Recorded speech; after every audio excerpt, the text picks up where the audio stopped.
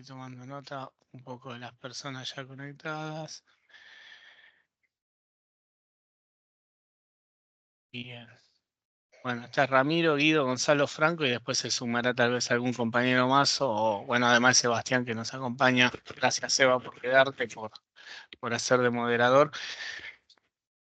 Así que bueno, no sé si invertimos último momento un poco de contenido. Primero terminó exponiendo Maxi, después yo por la cuestión de organización personal, familiar, académica, de todo tipo. O sea que con este último cambio, pero me parece que estuvo bueno porque en la primera parte, por lo que estuve viendo,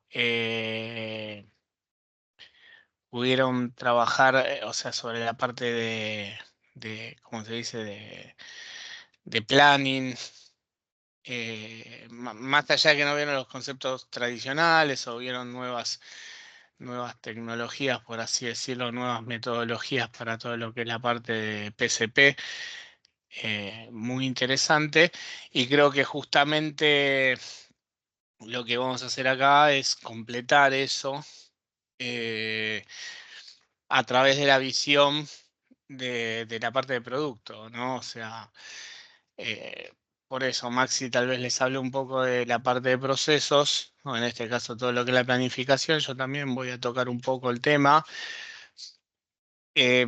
pero desde la visión de producto, con lo cual se complementaría y ahí quedaría un poco también el sentido que queremos dar a estos encuentros de integración a través de los seminarios de las distintas docentes que han participado para darle soporte y apoyo al proyecto educativo que está llevando adelante Sebastián con Hernán Madro Matis también. Así que bueno, ahí ya creo que estamos bastante bien con el quórum.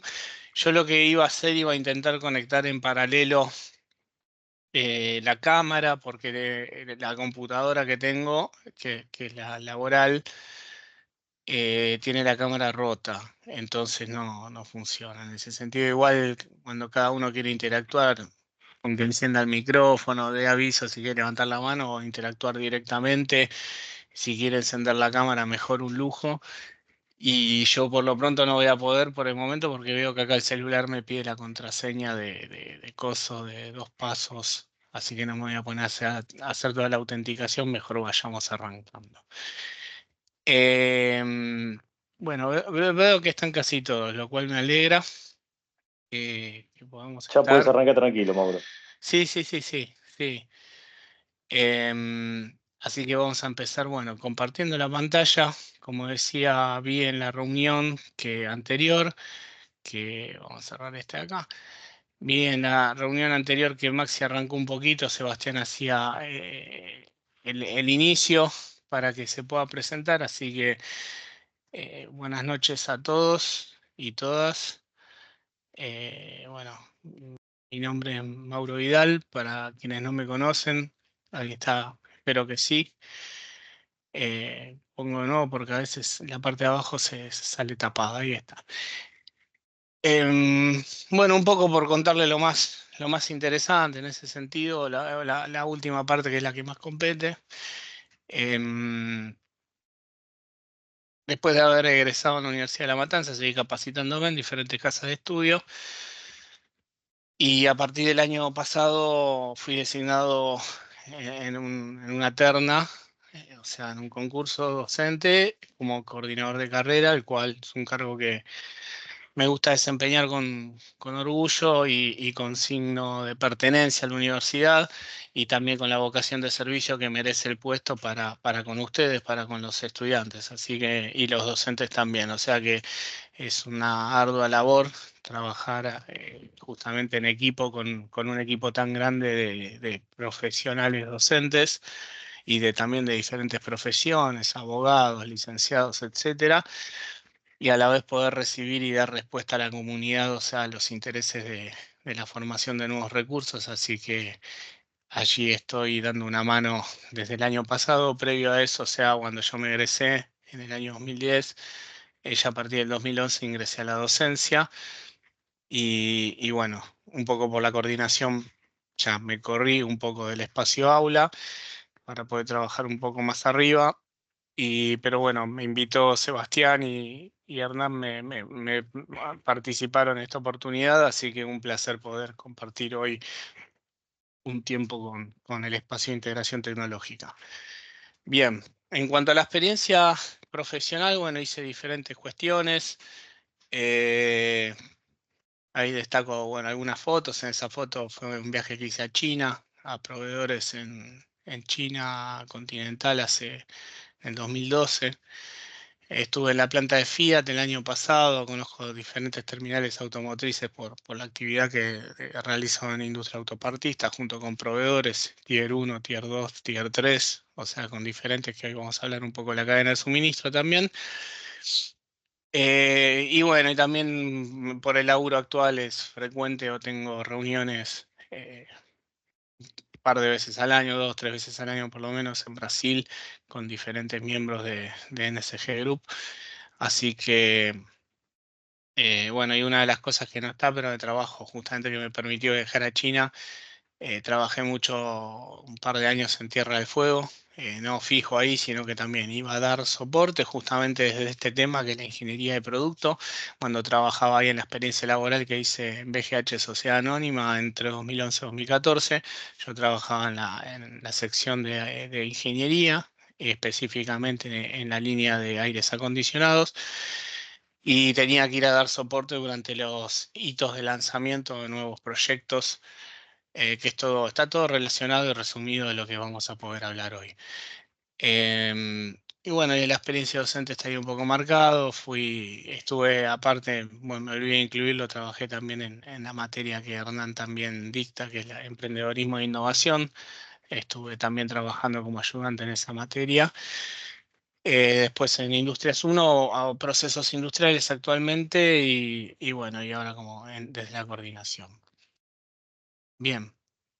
Un poco voy a mostrar esta imagen que Seba la conoce bien, o sea, del grupo que tenemos en el equipo de trabajo junto con Hernán, donde pusimos como esos lineamientos de qué es lo que queremos hacer a través de un modelo de integración tecnológica, ¿no? En el sentido, poder hablarles de contenido, o sea, de conocimiento de contenido, de tecnologías como lo que le estuvo hablando Maxi Romero en la primera hora, y de mi parte hacia ustedes la cuestión pedagógica y también desde ustedes la adherencia a los métodos, porque vamos a hacer un par de actividades. Así que eso también ustedes como adhieren justamente es la otra parte de ese proceso de enseñanza-aprendizaje. Nosotros intentamos enseñar, ustedes intentan aprender, o sea, y de esa manera armamos todo un ida y vuelta provechoso. Un poco, eh, una de las cuestiones que no presenté en mi presentación personal, pero soy no digo fanático, pero sí me interesan los temas de astronomía. Soy aficionado a la astronomía. Y, y en su momento, cuando me hice socio de un club de astronomía, ya hace 5 años, en el ingreso, en el primer curso que tomé, indicaban, bueno, ¿por qué te gusta la astronomía o por qué te acercás a esta asociación? Y muchos ponían, yo qué sé, porque les gustaban las estrellas, porque les gustaba ver la luna, algunas cuestiones por el estilo. Y yo en verdad lo que puse es porque me interesaban aprender los conocimientos físicos que hay en el cielo, cuando miramos el cielo. Como ingeniero, no digo industrial, pero sí como ingeniero, me pasa, que miro al cielo y veo información que está ahí, que tiene una forma y tiene un sentido de ser. Y justamente, bueno, y acá traigo a colación un evento astronómico que no sé si lo recordarán, espero que sí, va, en verdad en Sudamérica no se vio, en el hemisferio norte se vio. eh, Hizo también el eje de que pasó este eclipse total solar, pasó por México, creo, por alguna playa famosa de México, hubo varias fotos, etcétera. Pero bueno, volviendo a lo que le decía, justamente creo que desde el punto de vista de integración, esa respuesta que yo puse cuando dije que quería entender esos conocimientos físicos, esos datos físicos que estaban ahí, era, o sea, entender la lógica que los regía. Em, bueno, me dio mucha más información, poder ser socio, hacer capacitaciones, entrenarme, etcétera. ¿Y por qué lo traigo a colación hoy acá? Porque justamente hay algunos conceptos físicos ahí relacionados en el tema en los temas astronómicos. eh, de lo que es justamente la concepción de las matemáticas y la geometría en sí. De hecho, me gusta también el estudio de las palabras, ¿no? O sea, la semiología de las palabras, y geo que es de la Tierra y metría de medir. O sea que en verdad geometría, el álgebra también, algebra, o sea, es una palabra que deriva del árabe, o sea que ya se sabe que proviene de esos lados, como las matemáticas. También en ese sentido, el hallazgo más antiguo es de Egipto, pero también es de toda esa zona en Medio Oriente, Persia, etcétera. Pero bueno, justamente decía, geometría, medir la Tierra. Entonces se creó con esa función y con ese objetivo, y después fueron encontrando otras propiedades, otras cosas que investigar, otros cuerpos celestes, y siguió avanzando el conocimiento, ¿no? Científico. Pero justamente los conceptos que se ponen en juego en la imagen y en la astrofotografía que les estoy mostrando, que es real, que no tiene efectos, o sea, como soy socio de este club de astronomía, me llegan imágenes, la de la izquierda es tomada desde la Estación Espacial Internacional, o sea, como se vio fuera de la atmósfera terrestre, y la de la derecha es de un astrofotógrafo de Argentina que viajó a México para sacar esa foto. Pero justamente lo que decía, el proceso de la conjunción entre la Luna y el Sol, la Luna interrumpe, y aparecen conceptos ahí como les pongo, de proporción. La Luna si es una X, el Sol es 400 veces más grande. Entonces imagínense ustedes en proporción si ustedes tuvieran que tapar a un objeto que fuera 400 veces más grande que ustedes, ¿a qué distancia tendrían que estar? Entonces ahí está el otro concepto proporcional de distancia, que es que la distancia, la Tierra está 400 veces, 400x más cerca de la Luna que del Sol. Y bueno, después de otros conceptos físicos, a la velocidad de la luz, etcétera, los rayos del Sol o las emisiones del Sol tardan 8 minutos en llegar a la Tierra, etcétera, etcétera. Así que bueno. Yo lo que quería mostrar era justamente, y lo interesante, la eclíptica, que es una línea que si ustedes buscan, o sea, mientras están participando de este seminario, pueden ir ahí preguntándole a Google, que sabe de todo, o sea, esas palabras, y van a ver justamente que es una línea trazada, elíptica, por donde circulan todos los planetas y donde justamente cuando se da la conjunción de la luna llena junto con un momento que va a pasar a alto azimut, que se llama, o sea, alta altura, y está el Sol, y justo sobre la eclíptica, se interrumpe en el paso y bueno, y se genera este efecto visual. Lo cual a mí me parece fascinante desde el punto de vista de las ciencias exactas, más allá de la cuestión que tenga artístico, como quieran verla, de las ciencias naturales. Me interesa cómo justamente la naturaleza se explica con fenómenos o con demostraciones y verdades de base científica. Y justamente un poco siguiendo en esa línea de integración de conocimientos físicos de la naturaleza, bueno, todo esto nos retrotrae al principio, o sea, yendo para atrás y diciendo, bueno, ¿y esto dónde arranca? ¿Dónde arranca? Y bueno, y empieza a través de las leyes de Kepler. Eh, Espero que me digan que todos la conocen, y si no la conocen, que se las pregunte urgentemente a Google, porque no me voy a poner a explicarlas. Pero bueno, de Kepler ya desde el medioevo al iluminismo, o sea, en toda la etapa ya saliendo del medioevo hacia el renacimiento, etcétera, entiende por fin cómo se mueven los planetas, cómo se mueven los diferentes astros, y de ahí surgen diferentes conceptos que después con el correr del tiempo, o sea, ¿cómo se dice?, de los dogmas, de cómo se lleva adelante la educación y de los diferentes individuos para una sociedad de trabajo, se fueron descubriendo diferentes conceptos a través de la biología, etcétera, como será ahí que figuran las estaciones del año, que van a depender justamente de qué ángulo tome el sol. Entonces el sol en esta época que nos estamos acercando al invierno, ya estamos en el invierno prácticamente, eh, el sol está muy bajo. Por ende, si está muy bajo y si fuera un triángulo rectángulo, idealmente van a ver el tamaño de las sombras es muy largo y eso lo pueden ver. Eh, Ahí también plantea una pregunta, pero para hacerlo, no digo conductista que respondo todo yo, pero sí para esto es una etapa de introducción, para llamar despertar el interés. No digo que salga a comprarse un telescopio, pero sí que presten atención a esto de la integración. Bueno, ¿qué estaciones hay en el Ecuador?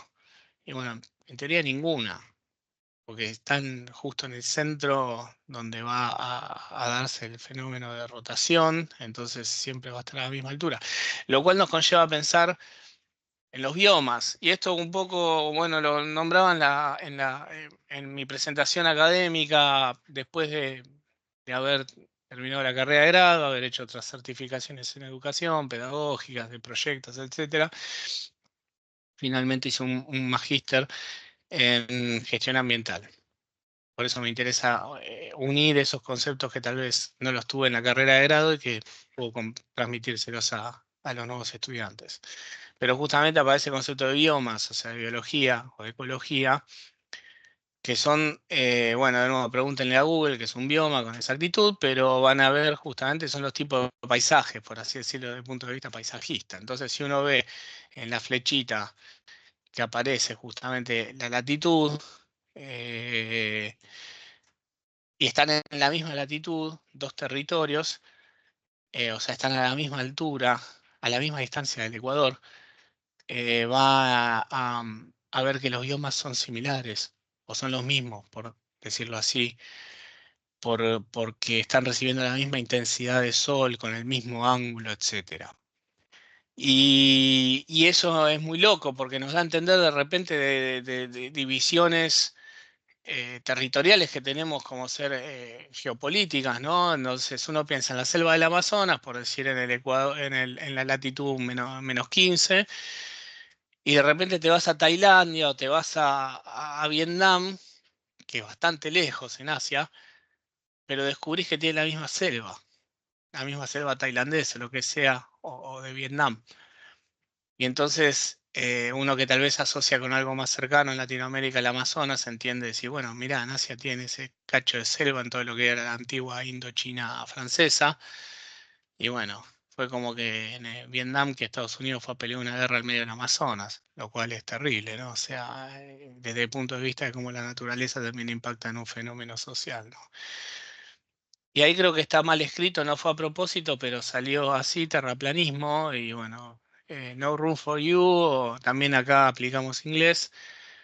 Y hablándolo un poco más seriamente, no explica, no resuelve, y el que dice que es una pseudociencia es tan animal como cualquier terraplanista. O sea, que es increíble, ¿no? El efecto de a veces, la ignorancia, ¿no? Tenemos cada vez más herramientas para gente que estuvo en la antigua civilización y que descubrieron cosas tan increíbles como estas, o sea, como las sombras o como las órbitas.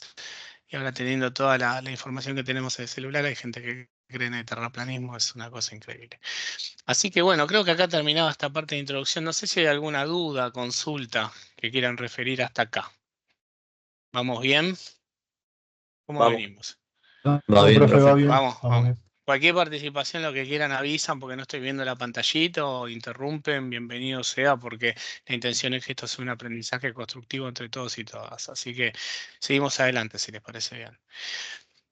Bueno, y creo que justamente que terminaste slide con esa frase, ¿no? También como modo de cierre inspiracional, que dice eso, ¿no? Que el científico más importante de la historia dijo que no existe el azar, justamente por todas estas explicaciones o estas pequeñas introducciones que pude hacer para que integren o vean cómo los conceptos de la matemática, la física, explican los elementos, cómo funciona o cuál es el sentido de algunas cuestiones físicas naturales. O sea que eh, vamos para adelante con lo que dijo Einstein, ¿no? Bien. Hasta acá, fin de la introducción. Como un último dato de color, también hubo un evento también cercano, que este ocurrió creo que hace 2 semanas atrás o menos, 10 días atrás, que no es el evento Carrington, pero casi. Y de hecho les dejo la inquietud de que ahí al lado dice que tormenta magnética solar, pero les dejo la inquietud para que puedan ver, o sea, cuando se dio ese efecto, cómo dañó en su momento las comunicaciones en el siglo XIX, ocurre, y se supo en ese momento que o sea, se utilizaba código Morse, etcétera, se cortaron varias líneas. eh, y después, bueno, había un científico que estaba estudiando en ese momento la cromósfera del Sol y dijo, che, puede ser que haya habido estas tormentas solares, etcétera, y ahí se descubrió. Lo mismo ocurrió hace poco, em, hace, ya le digo, 10 días más o menos, entonces se vio cómo fue el efecto visual y de nuevo hay la explicación física, que es lo interesante, o sea, se vio un efecto de luces, o de estas sombras llamativas, de color rojo, color violeta o tonalidades verdes, que cuando están en el hemisferio norte, en Finlandia, en esos lados que están cerca, o sea, de los ejes de rotación, o sea, del polo ártico que sería, em, se dan de color verde. Y en este caso, en las auroras australes, en el hemisferio sur, se dio más una tonalidad roja o violeta inclusive. Y bueno, ¿qué ocurre? Justamente por una ozonificación del hidrógeno, y pueden ver ciertas cuestiones que ocurren ahí.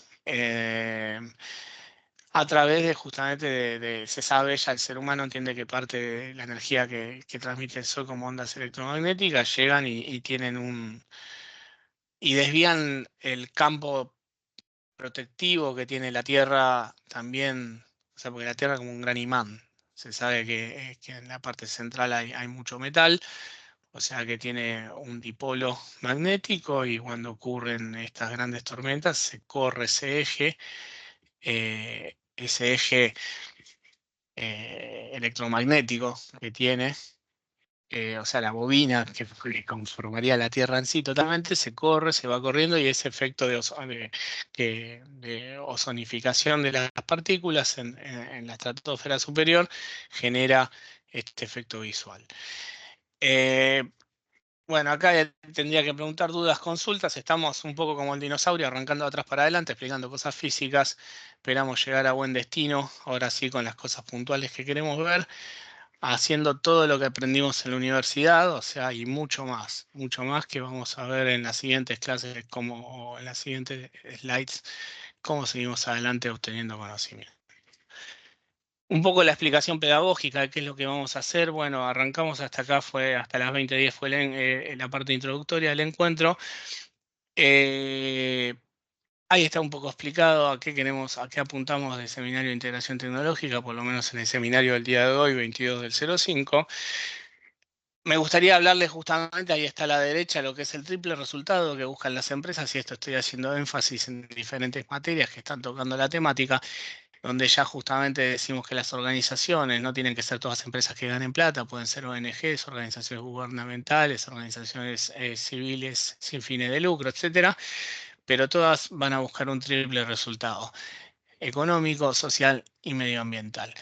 Eh, es a lo que está apuntándose en el siglo XXI, las diferentes mediciones, no solo que haya un ejercicio contable económico, sino que haya un reporte integrado que llaman ahora las compañías, donde en ese reporte integrado comentan, aparte de no solo cuánta plata ganaron, sino qué actividades realizaron de extensión con la sociedad, o sea, con la generación de trabajo que pueden hacer, y con el relacionamiento directo con la comunidad directa de familia de trabajadores, o indirecta con el entorno donde están ejerciendo lugar, sus actividades industriales. Y por último, y no menos importante, el medioambiental, o sea, en el sentido de que todas las instalaciones fabriles, etcétera, y las operaciones industriales que se dan en un espacio territorial, no deberían dejar residuos o rezagos que afecten y degraden el medio ambiente, contaminándolo. Eh, Hoy específicamente, bueno, vamos a hablar un poco de ingeniería de producto, como que le decía, BOM, que figura ahí. Ahora vamos a tener unos slides que siguen, a que hace referencia a esas siglas. Y algunas otras actividades de soporte de producción, o en este caso como lo que va a ser todo lo que es el soporte para la toma de decisión. Por último, hay una actividad evaluativa, pero que no empiecen ni a gritar ni a tener ataques de pánico. No va a consistir simplemente en una actividad que vamos a dejar post clase, o sea, al momento de. Vamos a hacer dos actividades. Una sí va a ser sincrónica en el sentido que vamos a dejar unas consignas, vamos a dar unos minutos, vamos a aprovechar para que en ese espacio ustedes puedan plantear las soluciones que se proponen. Después retornaremos, daremos 10 o 15 minutos para realizar esa actividad, retornaremos, explicarán un poco sus elecciones y después seguiremos ya con la parte de cierre del seminario de hoy. No es muy largo, pero bueno, tenemos esa actividad sincrónica para que ustedes puedan también empezar a trabajar a través de una propuesta de roleplay que explicaremos más adelante. Así que bueno, sigo avanzando. Si no hay dudas, consultas, si no me interrumpan o me dicen por mi nombre y paro y atiendo las consultas. Un poco decía que, bueno, que en el seminario anterior, en la primera hora, estuvieron viendo con Maxi nuevas metodologías de lo que es atención al PCP, al planeamiento y control de la producción. Que bueno, eso va a estar centrado en todo lo que es el suministro, que no se pare la fábrica, o sea, que no pare de producir al ritmo que requiere, a la demanda, como les explicó Maxi, o sea, sostenida en el tiempo y el análisis riguroso. Pero eso se va a nutrir justamente todo después. Cuando vaya al plant floor, me sale en inglés por el día a día, ¿no? O sea, al manejo de planta va a devenir en dos grandes cuestiones. Una va a ser justamente todo lo que es ingeniería de procesos, o sea, de todos los procesos fabriles, qué máquinas necesitamos, cuántos operarios eventualmente hace falta, y después la ingeniería de producto, donde justamente va a estar ahí determinado qué es lo que vamos a fabricar y cómo lo vamos a fabricar y con qué elementos, con qué información de entrada, con qué datos. Bueno, y ahí un poco explicando, esto antiguamente en empresas, me refiero antiguamente de sus padres o los padres de nuestros padres, hablaban de una oficina técnica. Que una oficina técnica era el lugar donde se hacía toda la documentación para soporte de producción, planos, etcétera, instrucciones. Había dibujantes, toda una época muy ayornada que yo diría que ya no existe más casi. Entonces, en verdad sí siguen existiendo oficinas técnicas, pero ya de por sí la oficina técnica habla de una imposibilidad de tomar decisiones. No es lo mismo una oficina técnica que una oficina de ingeniería de producto, donde la oficina técnica va a repetir simplemente una metodología o sea, o va a tener lo que se llama una concesión, un royalty para tener la representación de una firma Westinghouse o cualquier firma, no sé, externa. Y entonces le van a dar ya todos los manuales de ingeniería, todo directamente se lo va a dar el fabricante y va al licenciatario, al concesionario autorizado a fabricar bajo sus niveles y estándares de calidad, etcétera. Pero en sí la oficina no va a poder cambiar nada. Va a tomar simplemente el trabajo que ya hicieron en otro lugar del mundo y simplemente replicarlo. Por eso digo, en cambio, una ingeniería de producto, una oficina de ingeniería de producto puede llegar a tomar decisiones inherentes a las metodologías de fabricación que tiene un país, una región, modificar un producto de la versión original comprada, del diseño original. Puede hacer diseño y no fabricar nada y vender, o sea, justamente todos esos diseños a diferentes fabricantes o replicadores en el mundo. Así que excede un poco de lo que sería la visión antigua de estrictamente oficina técnica. ¿Cómo se va a componer? Justamente a través, o cuál va a ser el archivo principal que van a tener, el BOM, que ahí indica es el Bill of Materials, ¿no? El listado de materiales. Que no es ninguna ciencia, ahora voy a mostrar algunos ejemplos, donde simplemente se ve que se contabilizan las partes que forman un producto. Y bueno, ahí sale esa flecha azul hacia la derecha que dice, bueno, hace alusión a dos tipos, a una clasificación de diferentes tipos de industrias que van a encontrar, o sea, en una amplia gama, haciendo un recorte de las principales industrias por diferente tipo de producto que fabrican, van a tener de dos tipos. Ensamble intensivo, que dice más de 100 piezas por SKU. SKU eh, lo pueden buscar en internet cuáles son las siglas y ponerlas en el chat. Alguien, si es tan amable, porque es es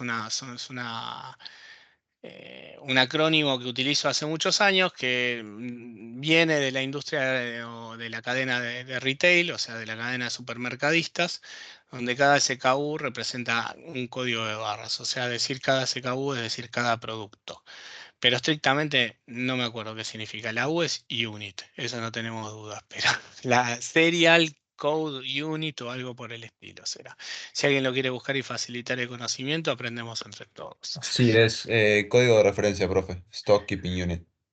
Stock key unit sería. Keeping. Ah, bueno, si lo podés escribir en el chat, te agradezco la Sí, ahí participación. está escrito, está escrito. Muchísimas gracias. No, porque después de tantos años me vino hasta la duda a mí qué significará ese KU. Pero bueno, en definitiva, una empresa. Esto lo digo porque imagínense, no sé, una fábrica de yerba mate, ahora, antiguamente, lo voy a hacer más fácil. Cuando yo era chico, podías elegir jugos sin comentario que venían en una botella de unas damajuana de vidrio de 5 litros, que era una bomba. Cuando se caían al piso era una bomba. Y podías elegir jugo de manzana o jugo de naranja. Y si no te gusta ninguno de los dos, jodete. O sea, había esos dos cuando yo era chico en la década del 80. Ahora vieron que tenemos jugo de naranja mango, jugo de durazno, jugo de cualquier cosa. Entonces cada vez hay más SKUs de un mismo producto de una empresa que fabrica jugos en polvo en ese sentido, pero cada vez tiene más productos. Y lo que hace referencia al ensamble intensivo habla de que más de 100 subcomponentes, puede estar entre 50 también, a partir de 50 ya se considera que es un producto ensamble intensivo, donde tal vez va a tener presencia de, no sé, tornillería, o sea, de que va de tornillos para ensamblar, tapas de soldado, estampado de piezas, etcétera, de formación plástica, etcétera. Pero las operaciones de ensamble van a ser a las que más vamos a tener que hacer interés o ver de qué manera las mejoramos en los microtrabajos. Y si no, el otro tipo de grandes industrias que vamos a encontrar y total que difieren completamente del anterior son las procesos intensivas, que es el típico caso de industrias petroquímicas o industrias químicas o industrias alimenticias, donde también muchas veces algunos de los insumos o componentes suelen estar en estado líquido, donde donde hay algunas mediciones de materias primas o de partes componentes que no se pueden hacer, entonces se dice que se tienen insumos a granel, o sea, por tonelada y se controlan para un gran batch, para un gran nivel de producción. Y esos tipos de procesos intensivas va a depender estrictamente del producto. Si estamos haciendo metacrilato de amonio, va a ser un quilombo. Si estamos haciendo no sé, agua hipoclorito de sodio, o sea, lavando una fábrica de lavandina va a ser bastante simple y va a arder todo y nos vamos a despintar la ropa. Pero en ese sentido va a ser una fórmula bastante simple y con pocos componentes. Yo me acuerdo que en una oferta de trabajo que tuve, pasé de una empresa que era ensamble intensiva, que ahora les voy a compartir un BOM para que lo vean, a otra empresa que era una cartonería y que le dije, ah, pero los listados de materiales de ustedes son una fiesta. Le digo, ¿qué son 5 componentes? Le digo, ¿qué tenés? Cartón, liner de cartón, tintas, un folio, adhesivo y ya está. Sí, son 5 componentes, me dice. Entonces yo estaba re feliz porque venía de lidiar con BOMs de 200, 300 componentes. O sea que era bastante difícil llevar ese producto más complejo. Bien. Que de por sí no tiene que.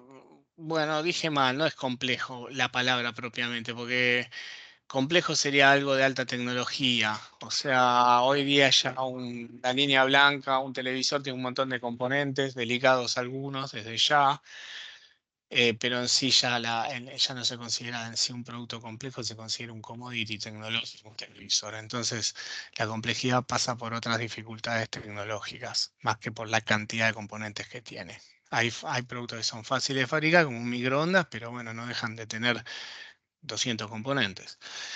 En fin. Y bueno, justamente para qué se hace toda esta parte de ingeniería de productos. Bueno, el objetivo principal es dar soporte a la producción, o sea, que el que fabrique, el sector fabricante, el sector de planta, de manufactura, sepa qué es lo que tiene que fabricar y no tenga que ponerse a dilucidar, che, este tornillito dónde va, o por qué esto viene pintado de rojo, o sea, ese tipo de preguntas filosóficas que ellos ya tengan una explicación, una metodología previamente, a través de instrucciones de trabajo, instrucciones de procesos y que les digan cómo fabricar, en qué momento fabricar, qué elementos se requieren, cuántos destornilladores hacen falta, qué máquinas herramientas se utilizan, en qué parámetros y variables. Y a la vez, una vez producido, bueno, en verdad la gestión de la calidad se hace durante todo el proceso de producción, no solo al final de la línea de producción, pero una vez producido, facilitan el control de la producción, control de calidad. Entonces ahí justamente se hacen checklists o se hacen algunos listados para chequear justamente que estén todos los parámetros en orden, se le puede hacer un testing, o sea, se hace un testing funcional, se intenta, se simulan las condiciones de uso de un electrodoméstico, por ejemplo, y después de eso, si se comprueba que está todo ok, se le pone la oblea verde y sale el lote de producción. ¿De qué? Bueno, ¿cuáles van a ser esos inputs? Los datos que vamos a tener, las fuentes de datos que vamos a tener desde la ingeniería de producto, y son varios. Principalmente uno es el diseño, o sea que para eso ahí de nuevo, haciendo una integración, ustedes entiendo que todos han cursado sistemas de representación, entonces ahí podrán ver lo que es el estudio de planos. Los planos a la vez hacen referencias a normativas de calidad o a normativas de materiales, así que en ese sentido un plano ya no es solo el dibujo de la pieza y nada más, en vista isométrica y nada más, sino que te indica, bueno, resistencia a los materiales, el producto debe tener ¿cómo se dice? Un tratamiento superficial no sé, de cromado, según normas DIN, tanto, de Alemania. Entonces, cada vez los planos en ese sentido tienen más información. Si no hubiera planos, están los datasheets, que son los datos técnicos que puede tener una pieza que se le puede exigir a cada fabricante. Bueno, que es como el manual. Cuando uno compra un televisor de nuevo, viene un manual de uso del usuario. Bueno, esto sería el datasheet de cada uno de los componentes que uno compra. Hay datasheets de todo y en la mayoría de los casos sí, el fabricante lo debe asegurar, pero hay productos convencionales o estandarizados a nivel mundial, como hacer justamente la tornillería, que no tiene sentido. Solamente pedís ahí un certificado de calidad del lote que te entregan para saber que el tratamiento de cromo vanadio que le pediste que hagan en los tornillos cabeza tanque, que son los de cabeza redonditos, estén ok. Lo chequeas con ese control, pero no te interesa en sí tener un tornillo de rosca Whitworth, que es más aburrida y más histórica del siglo XIX, entonces siempre lo mismo. Y el otro dato que sí, ese sí es una condición sine qua non, en el sentido para lo que es transporte internacional de mercaderías, o sea, comercio exterior, son las hojas de seguridad, que es MSDS, que las iniciales, que ese sí me acuerdo, ahí están escritos, es en Material Safety Data Sheets, o sea, hojas de seguridad, hojas técnicas, datos técnicos de seguridad de los materiales. Vamos a ver, vamos a trabajar justamente en la actividad que se plantea para la primera parte de este encuentro, justamente con esos datos de entrada, con MSDS y con datasheets también que vamos a poner a disposición de los estudiantes. Em, bueno, y acá, bueno, acá hay un par de cosas que aparecen, que son ese cuadrito que aparece ahí, desvíos y concesiones. Y los conceptos que están vertidos ahí abajo, en los últimos 3 renglones a la izquierda, habla un poco justamente también, desde la ingeniería de producto vamos a plantear hojas de proceso en el sentido de cómo fabricar o cómo está la variable o cómo tiene que estar, a qué temperatura y cuál es la hoja de proceso o el Windows Process Sheet, que se llamaba la hoja de ventana de proceso, que era a qué temperatura funcionaba el horno de ola de estaño en cada una de las estaciones donde tenía las velas que calentaban, o sea, las resistencias eléctricas, cómo tenía que ser la curva para que se suelden correctamente los componentes. Y de nuevo decís, che, pero estás hablando de cuestiones electrónicas, tiene que haber un ingeniero electrónico. Y en la parte de diseño puede haber, pero después un ingeniero industrial trabajábamos con eso día a día y le decíamos los parámetros en base a lo que nos informaban los fabricantes y nosotros hacíamos el análisis de la hoja técnica de la maquinaria, los bienes capital que teníamos y en base a los parámetros que pasaba el fabricante se lo pasamos a la línea de producción. Pero no era un tema exclusivamente de electrónica, es un tema de procesos. A qué temperatura se hace un soldado en ese caso. Un soldado de baja temperatura, ¿no? Eh, Después figura ahí la parte de autorización de proveedores y fabricantes. Eh, y también hay que no está en el cuadro rosa, sí aparece en un segundo cuadro, que si no me equivoco es este, TUC, habla de la comunicación también, que es el punto final. Pero ahí lo que faltó, autorización de proveedores, fabricantes y en algunos casos de clientes. Que será el punto que faltaba poner ahí. Porque de repente, che, pueden buscar en internet, yo les tiro algunos datos mientras avanza la clase, pero pueden buscar otros acrónimos como ser OEM para que vean qué significa y lo comparten ahí también en el chat.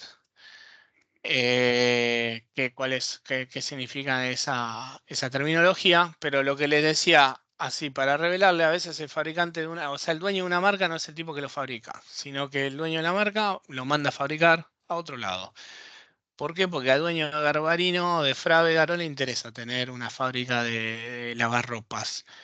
Sí que le interesa tener una línea de lavarropas con el logo de Frávega. Entonces contrata a, no sé, una empresa de fabricante de lavarropas en Argentina. Hay dos fábricas importantes, una pertenece al grupo Whirlpool y la otra creo que estaba asociada con New Sun. Una está en Córdoba, la otra en Santa Fe, y no me acuerdo los nombres, pero son dos fábricas. Hay una que es Mave. Mave también es Mave, importante. sí, sí. Ahí está, Mave. Claro, pero eso está en Aedo, ¿no? Eh, Me mataste, no sé bien dónde está, pero sé que es líder y sí, hace la marca Candy, la marca, hace como 4 o 5 Maves llenas de eléctrico, o sea, hace un montón de marcas también y, o sea, es el responsable de todo lo que es las diferentes marcas, como decimos, contrata un Garbarino y demás, ¿no? Estos son 2 o 3 los que claro, fabrican. claro. Bueno, y eso se lo oían un poco ahí. No sé si alguien pudo encontrarlo y lo puso y lo compartió en el chat. No, aún no. Así que los instamos a que participen de manera voluntaria.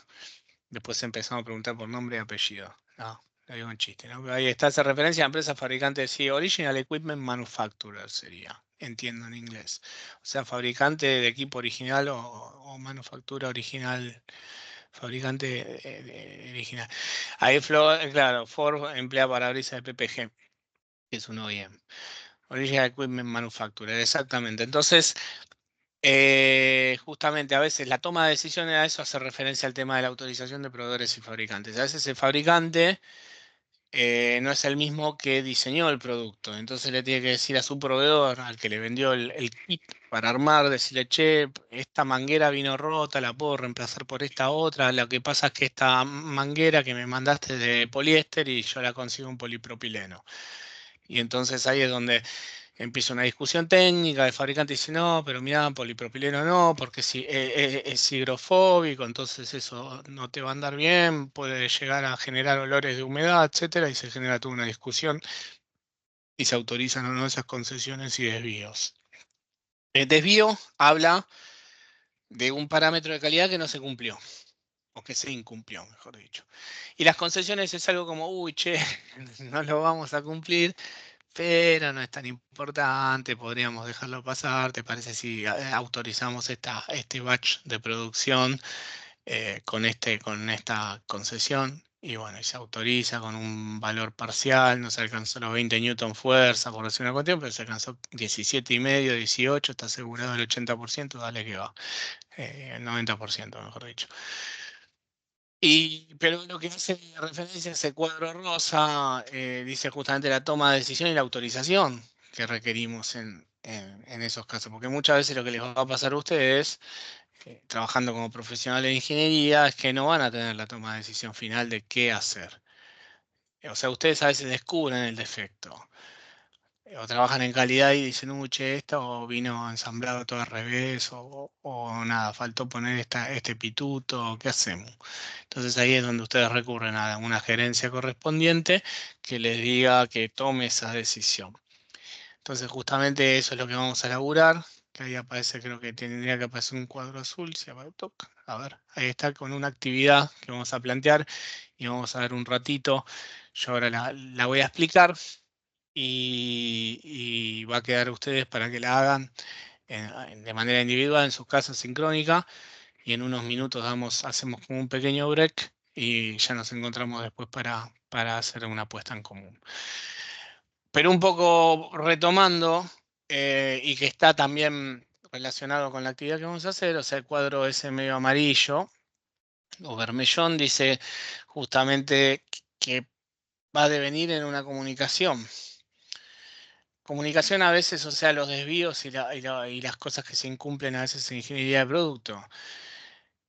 Primero que se van a regir, en empresas bien organizadas que siguen lineamientos internacionales, como ser de project management, cuando uno tiene un cambio, ya sea de último momento o sabiendo que no es de último momento, está el container flotando, el fabricante se da cuenta que se olvidó de mandar o mandó una válvula que era de otra medida, no la que corresponde, entonces te va avisando, che, cuando recibas este lote, fíjate que vas a tener que reemplazar esta cosa, o falló, o nos dimos cuenta en nuestros controles de envejecimiento que el material se oxida rápidamente, así que te recomendamos que lo cambies, te dice el fabricante.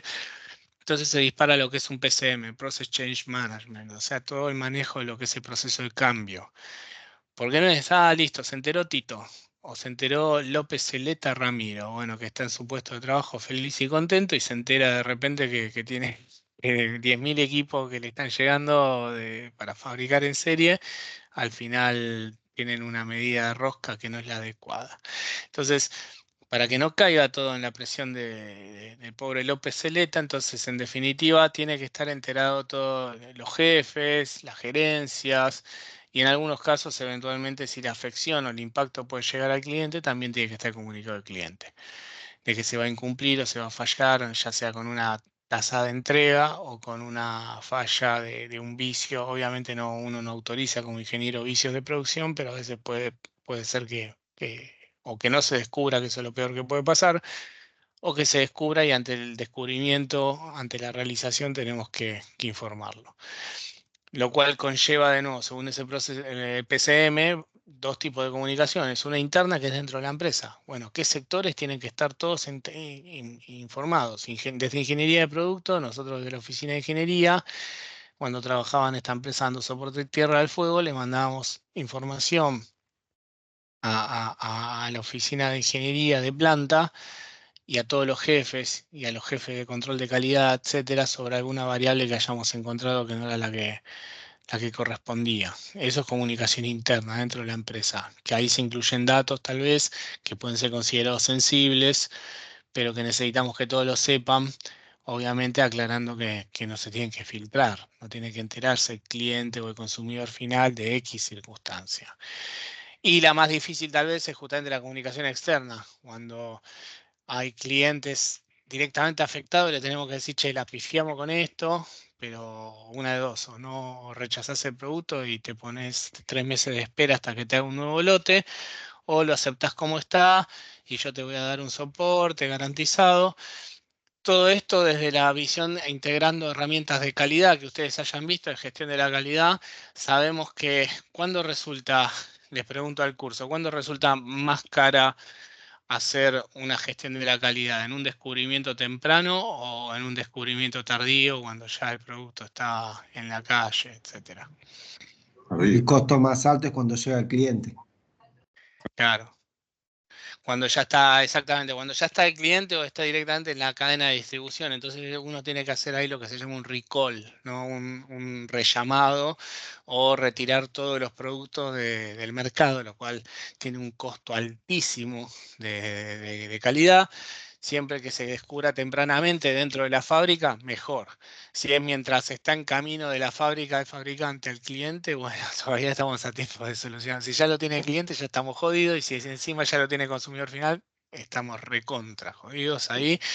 Déjame sumar algo, Mauro. No sé Sí, si se va. escucharon hablar que la gente de Volkswagen y la gente de Toyota, entre los modelos, creo que por ejemplo, en mi caso a mí me llamaron por teléfono, pese a que me tenía que hacer una base de datos, sí, me llamó una Toyota Hilux 2011, me llamaron, porque en algún momento hice algún service en la concesión, me llamaron para decirme, tenés que venir a cambiar el airbag del conductor sin cargo porque, no sé, la excusa era que era un servicio que no era Toyota, bla, bla, pero era un caso de estos, detectaron una falla, ¿sí? en el sistema, entonces hicieron campañas en medio de comunicación, hicieron campaña a través de las páginas web, donde invitaban a todos los usuarios finales y propietarios finales de los vehículos a acercar el vehículo, que les realizaban el cambio del sistema de airbag del lado del conductor sin cargo. Usted se imagina, ¿no? Que se llegaba a un accidente y un perito viene y dice, mirá, esta persona se mató porque no explotó el airbag y es un problema fabricante, el lío que puede llegar a tener, ¿no?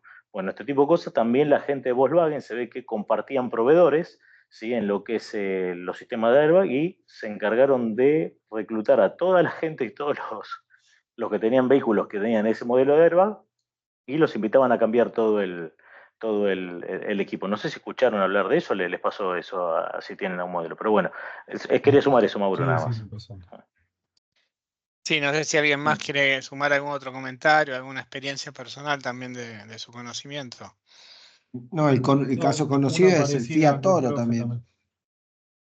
Ah, con Fiat Toro no sabía que hay un recall o algo. Tenía entendido que tenía un quilombo que se incendiaban algunas. Hay un reclamo, salió en la televisión hace poco, me parece. Ah, no estaba al tanto. Te agradezco el comentario, Sebastián. La verdad que no. No. Sabía de algunos autos eléctricos que son medio propensos a incendiarse, pero no, todavía no estaba al tanto de que haya un recall en ese sentido. Eh, A mí, haciendo un paralelismo con lo que le pasó a Seba con Toyota, a mí me pasó también con Volkswagen, pero hizo un recurso menor, o sea, mandaron una carta, creo, por correo, no me acuerdo si fue impresa o por mail, diciéndome también que tenía que ir a cambiar un airbag, etcétera, que tenía riesgo, que era sin cargo, que me acerca a cualquier sucursal. Y la verdad que no lo hice. Y no lo digo orgulloso de esto, sino que fue pura vagancia, pero también lo digo a colación de que después vamos a hablar un poco justamente de qué se hace con los riesgos, ¿no? Uno, al saber que hay un riesgo, en este caso que estábamos hablando de desvíos de la producción, uno puede interpretarlo de diferentes formas y vamos a ver qué estrategias competen a cada una. Pero bueno, ahora creo que está explicado lo que quería que encaremos desde la actividad número 1. Sí, exactamente. La actividad número 1, viendo más o menos cómo estamos con la hora. Sí, son 20:40 más o menos. Entonces yo la voy a explicar, terminaré de explicarlo 20:45, y si les parece más o menos 21 en punto, sumamos, nos reencontramos para hacer una apuesta en común, o sea, para que tengan más o menos 15 minutos para pensarlo, y yo voy pasando ya los archivos. Ahora, mientras los explico, voy pasando los archivos por acá, por el chat directamente, y les cuento de qué se trata. Actividad número 1. Escenario bueno, acá está, consigna actividad número 1. Bueno, vamos a hacer un roleplay. Lo bueno es que nadie se tiene que disfrazar de nada, ni impostar la voz, no es ese tipo de roleplay que hacen los actores y esas cuestiones. Me avisan lo que sí, si pueden ir abriendo el archivo que estoy pasando por el chat, porque con esto de que sea moderador o algo, a veces puede ser que no lo vayan viendo. Pero me confirman si es que pueden ir abriendo los archivos que estoy pasando. Sí, profesor, perfecto. Se van. Bien. Ahí les pasé. ¿Y qué más les tenía que pasar para que trabajen un poquito ustedes? Ahora, no sé por qué me desapareció el... Acá está, a ver, estos datasheets. Esto también les va a servir. Me desapareció el cursor. Anda medio loco el Teams. O sea que yo tal vez en el lapso que hacemos los 15 minutos, cierro el Teams y lo vuelvo a abrir. Me vuelvo a sumar a la reunión. Ahí me apareció nuevo cursor. Pero bueno, ahí les pasé otros 2 archivos más, me confirman si es que lo recibieron ok. Mientras yo les voy contando un poco qué es lo que, de qué vamos a, o cuál era la intención de esta actividad. Cierro, acá lo voy a poner. Bueno, primero les acabo de pasar un PDF donde hay una consigna sobre un roleplay. Les dije que justamente es una situación, un escenario de una situación de una contingencia de fabricación, donde justamente ahí se nombra el producto. Lo bueno que de nuevo, eso es algo que estamos haciendo hincapié con todas las materias, con todos los docentes, es aprovechar el expertise de cada uno y trabajar sobre casos de la realidad. O sea, lo más reales posible con datos reales. Y en este caso son datos reales. Dice clasificar y evaluar los escenarios compartidos, que eso es un poco lo, aparte de la consigna en el PDF, va a estar en el archivo Excel con los diferentes análisis de escenario. Tomar decisión sobre las estrategias recomendadas, que eso ustedes es lo que vamos a desarrollar. A grandes rasgos van a tener un roleplay sobre una situación crítica de la producción, donde va a faltar un insumo, no va a llegar a tiempo, se estima que va a haber una falla en la producción, que es ese insumo que se ve ahí, que son tambores de poliuretano. El poliuretano es un adhesivo que lo conocerán, no sé, para pegar diferentes tipos de metales, superficies, cerámicas, etcétera, y también sirve para pegar vidrios contra carrocerías metálicas de vehículos. O sea que es un insumo autopartista también. ¿Y qué es lo que pasa? Bueno, se está planteando un escenario donde no va a llegar a tiempo desde origen. El origen es en Europa. Entonces, ante esa situación, les plantea el roleplay 4 escenarios diferentes.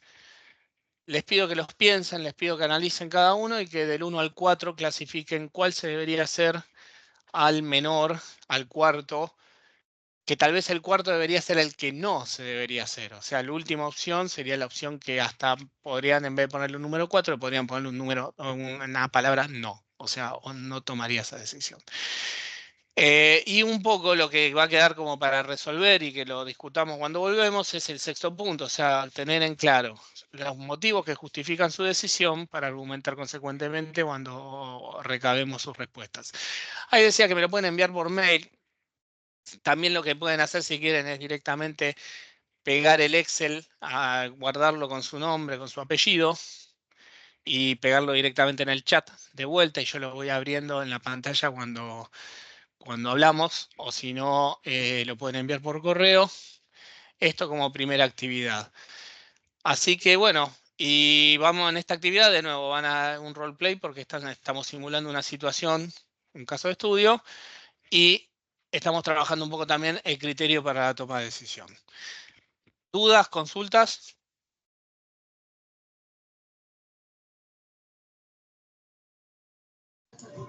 No, todo bien. Bueno, vayan leyéndolo. Yo ahí igual si quieren lo que voy a hacer es dejarlo en pantalla también, ya que estamos, lo dejo en pantalla, el roleplay por las dudas, la actividad, la consigna, perdón. Y justamente, bueno, tier es el tipo de tier 1, desde el OEM a tier 1 es el primero que le entrega y el tier 2 es el que entrega subcomponentes o insumos del tier 2 al tier 1 y tier 1 al OEM, ¿no? O sea, en definitiva. Ahí están las afecciones, lo que puede llegar a pasar. Las penalizaciones que pueden ocurrir y las diferentes opciones que se plantean. Va, del 1 a 4 dije del 1 a las 5, era opción E también. Bueno, también hay otra opción, un campo de otras opciones que lo pueden agregar ustedes. Ahí cómo lo pueden entregar o con lo que les decía pueden responder directamente con el Excel, analizando el Excel directamente en el chat cuando volvamos y yo voy abriendo un poco cuál sería acá en este campo que pinto de color verde, cuáles serían las opciones que ustedes deciden o eligen desarrollar. Así que bueno, si les parece bien, nos encontramos de vuelta en unos minutos, en 15 minutos más o menos. A las 9 en punto arrancamos de vuelta con la segunda parte de la clase, ¿sí? No sé, en ese sentido, Seba, si querés dejar grabando, interrumpir. De hecho, no me fijé si estaba haciendo la transcripción pongo de tener, no, transcripción no la está haciendo. Pero No, si querés, la puse, la detuve. Así que ahora lo cortamos y a las 9 la abrimos de vuelta. Dale, listo. Bueno, a las 9 nos vemos de vuelta para compartir los puntos en común de esta actividad, ¿sí? Nos vemos a las 9. Dale. Bien, bien.